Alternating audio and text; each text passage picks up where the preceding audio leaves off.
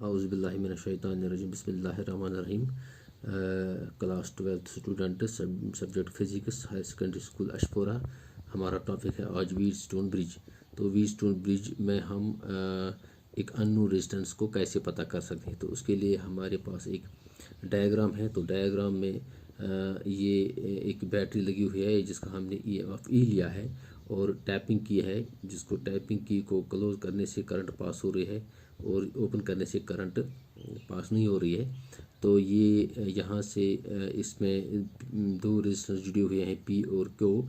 तो पी और क्यू दोनों इनबिल्ट रेजिस्टेंस है, तो इनका वैल्यू हमें पता है।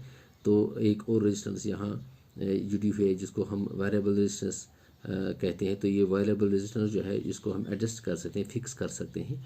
और रेजिस्टेंस एक्स जो है इसको हमने पता करना है। तो ये बच्चों हमने नोट करके लिखा है, रेजिस्टेंसेस पी एंड क्यू और नोन, यानी कि इनका वैल्यू हमें पता है। और इसका मतलब जब पी का और वी क्यू का रेजिस्टेंस का हमें वैल्यू पता है तो हम क्यू बाई पी को भी निकाल सकते हैं। तो ये भी हमें पता है। तो और जो है यहाँ ये जो है वेरिएबल रेजिस्टेंस है, इसको हम एडजस्ट कर सकते हैं अपने हिसाब से। और एक्स जो है ये हमें पता करना है। तो इस तरीके से ये जो हमने यहाँ नाम रखे हैं, 4 पॉइंट इसके दरमियान जहाँ ये 4 रेजिस्टेंस लगी हुई हैं। तो यहाँ ए नाम रखा है हमने, बी सी और डी। तो ए बी सी डी के दरमियान ये रेजिस्टेंस पी क्यू और एस और एक्स लगी हुई है। तो हम ये जो टाइपिंग की हम क्लोज कर रहे हैं, इस टाइपिंग की को हम क्लोज कर रहे हैं यहाँ।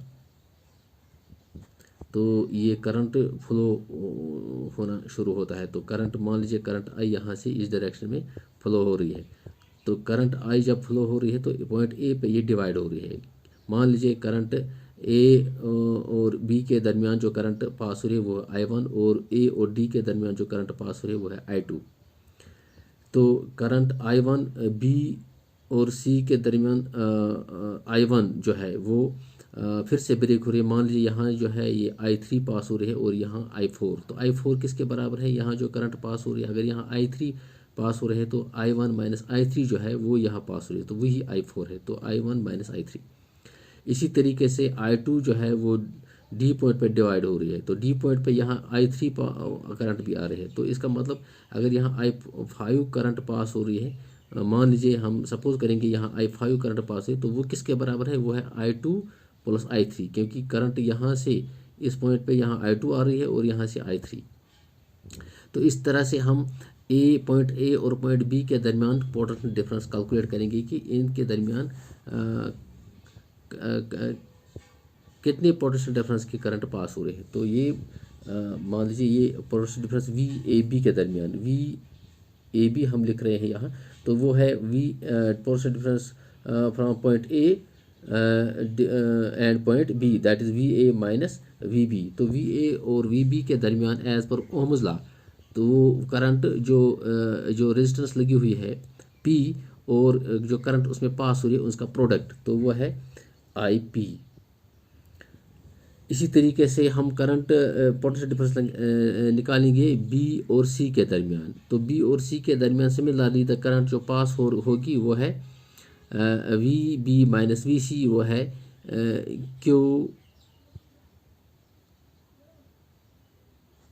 वो है क्यू I1 क्यू, वो है I1 क्यू। तो I1 क्यू कैसे है कि अगर हम इन दो को ऐड करेंगे, यानी कि ये यहाँ से करंट जो पास हो रही है और यहाँ से जो करंट पास हो रही है, तो यहाँ फिर से करंट I पास हो रही है, तो इनका मतलब इन दोनों का ऐड हो रहा है। तो यहाँ क्या होगा, तो यहाँ जो है ये दोनों ऐड करने से ये I3 प्लस और I3 माइनस ये कैंसिल होंगे। तो इस तरीके से यहाँ करंट I1 पास हो रही है। तो यहाँ जो पोटेंशियल डिफरेंस है बी और सी के दरमियान वो होगा I1 क्यू। तो इसी तरीके से पोटेंशियल डिफरेंस ए और डी के दरमियान जो है वो है V A minus V D. तो यहाँ जो है रेजिस्टेंस लगी हुई है आर, तो करंट जो पास हो रही है वो है I2, तो वो है I2R, तो वो है I2R। Similarly, the current water difference from point D to the point C, from B to the point C is D V D minus V C. तो यहाँ जो करंट पास हो रही है वो है I2 और रेजिस्टेंस लगी है X, तो ये हो गया I2 X I2। तो इनका हम नाम रखेंगे, पहले को हम नोट करके रखेंगे 1, दूसरे का 2, तीसरे फिर 3 और फिर 4।